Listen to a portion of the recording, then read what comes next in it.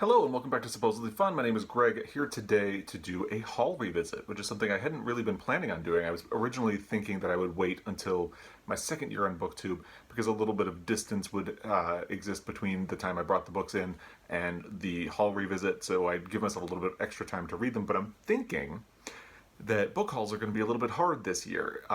Especially, I don't really want to spend a lot of money, but also money is tight in general, and especially with everything going on in the world right now, I kind of need to make sure I'm not spending a whole lot of money on non-essential items. So I don't know how many book hauls I'm going to have this year. So I thought doing haul revisits would be a fun way of still kind of keeping the whole thing going. Interestingly, I forgot I did my book haul for March of 2020 earlier this week. Completely forgot a book. I got the British version of The Mirror and the Light by Hilary Mantel. I don't know how I forgot it. This book is a doorstop. Actually, I do know because I put it on my night table because I want to read it soon. So it was not in the pile with the others. I accidentally purchased the British edition because I wanted to price compare it to the US version. And while I was on a website doing that, there was a button that would convert the pound into dollars. And so I was all ready to hit that button to do the conversion.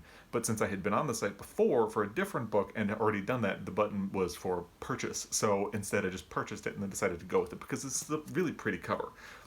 Obviously everybody already knows what The Mirror and the Light is, or at least I hope you do, because it's all over the world. So I'm just going to read the first sentence and then we'll get into my haul revisit. The first sentence. Once the Queen's head is severed, he walks away. Looking forward to that. If I end up doing an April book haul, I will include it in that, but I don't think I will. So we'll see. Now, the book haul that I did in March of 2019 was actually fairly large because of new books, but also because I included some library books and some things that I had gotten in advance as part of Penguin Random House's early reader program that they used to do. They don't anymore.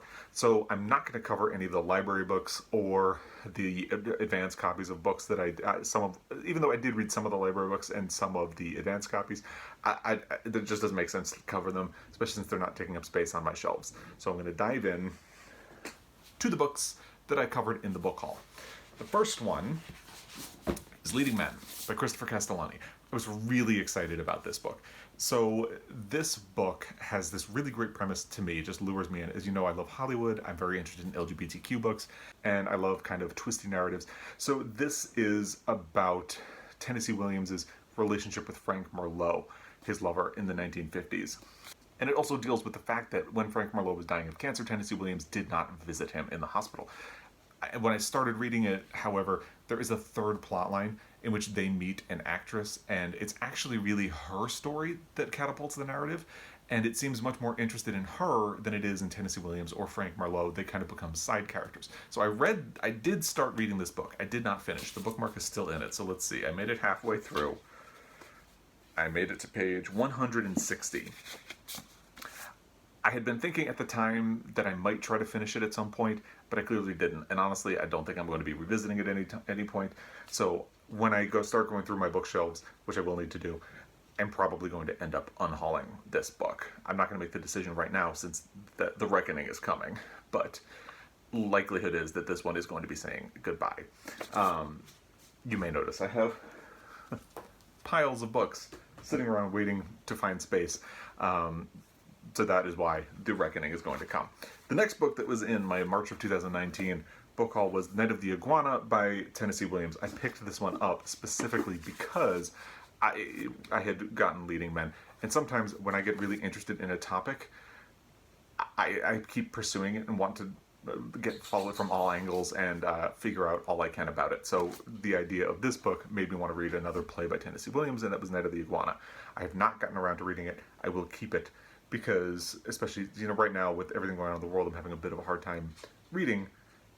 Seems like a good thing to help get me in the mood. Plays are usually really easy to read, and I've never read that one. I haven't even seen the movie adaptation. So I'll keep it, and we'll get around to it. And next was Conversations with Friends by Sally Rooney. Another one I read, and I finished this one, even though I didn't super like it, but I really enjoyed the process of reading it because I think Sally Rooney does a lot of really interesting things with the way she puts words together and the way she structures the book. So as an exercise in that kind of reading, it was great. As a reading experience, it was not that good. And since then, I tried to pick up Normal People, and I just kind of couldn't do it. So I don't know when I would get around to reading Normal People, but I did read this one and enjoyed at least half of the experience. So there you go. Next is a book I actually still own but don't have a copy with me because I loaned it to my neighbors before the world kind of erupted and everything started to go mad. It's The Best We Could Do by Thi Bui. And actually, I read it, and it was one of my favorite books of last year. So that's great. And if you haven't read it, I deeply recommend it. It is the story of the author and her family who came from Vietnam after the war and the trauma that they all endured, and how her parents' trauma had a ripple effect into her life and potentially into the lives of her children. So good. Absolutely recommend it, which is why I loaned it to my neighbor. My neighbor was really, their son was working on a graphic novel project and they didn't quite understand what the deal is with graphic novels, so I loaned them this book and Fun Home by Alison Bechdel as well.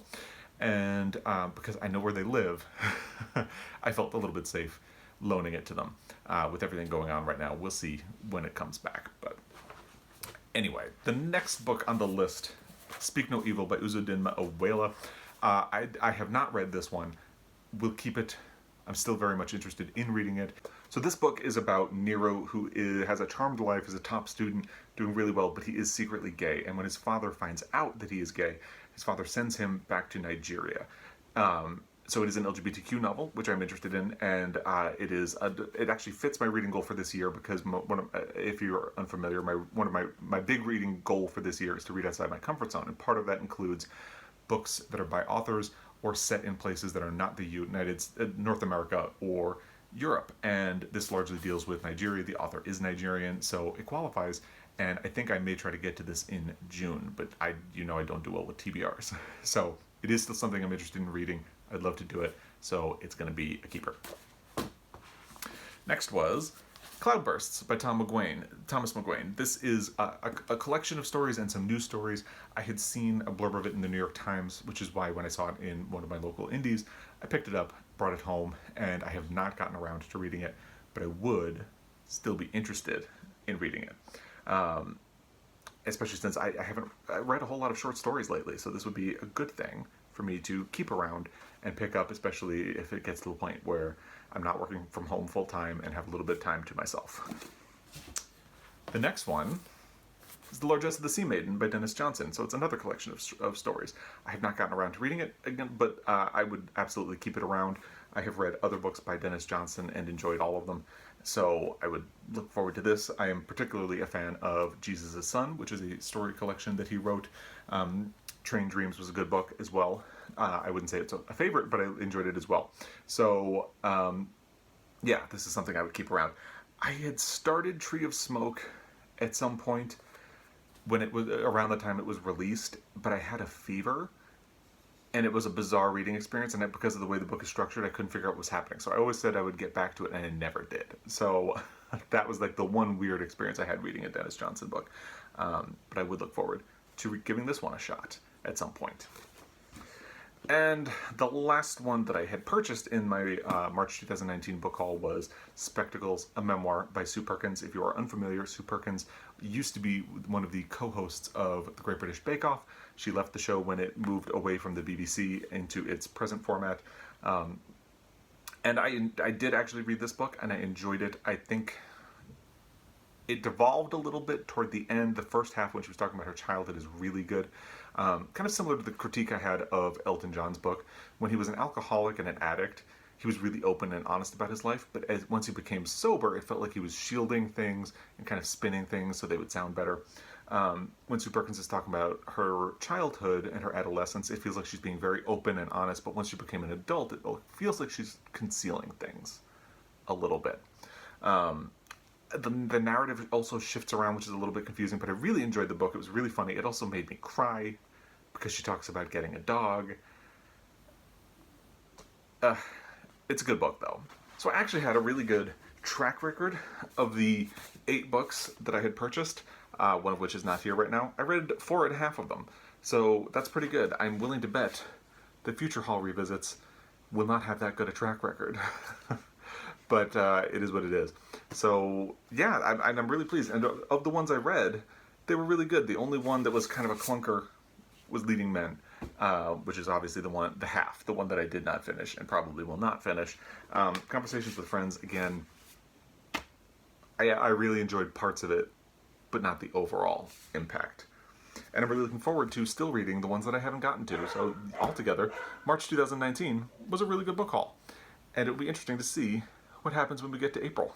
So, there you go. If you have thoughts about any of these books, I would love to hear them. You know what to do. Drop the comment down below. I hope you're doing well and finding ways to keep busy and stay social and staying mentally healthy. You know, if you want to talk about that, drop a comment down below. Everybody's going through it, so might as well talk about it. No sense hiding it. And as always, I really appreciate your time, and I will be back. Until next time, happy reading.